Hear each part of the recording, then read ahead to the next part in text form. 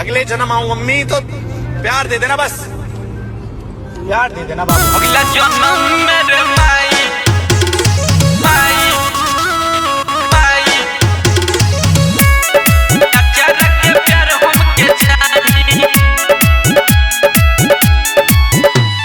Music बा अगला जन्म मेरे माई माई माई पैसा बाटे तो बदस आदमी हित बा, दुनिया के भाई हो पैसा न प्रीत बा।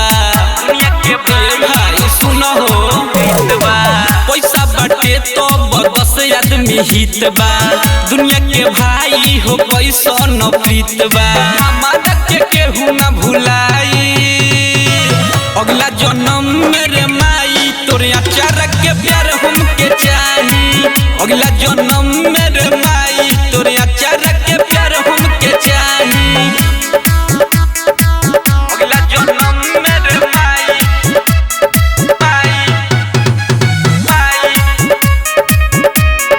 अचार के प्यार हमके चाही।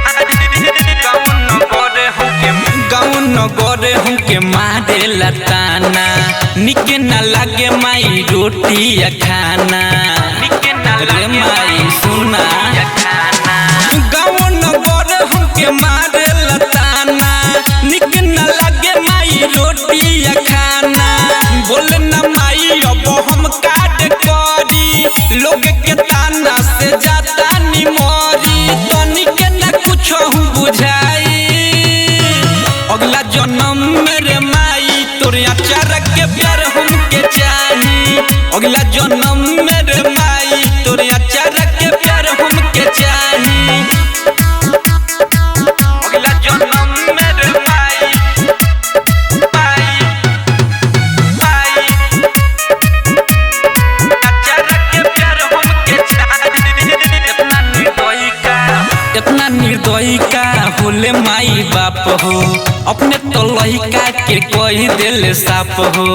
अपने तो लइका के कही दिल इतना निर्दयी का होले माई बाप हो, अपने तो लइका के कही दिल साफ हो।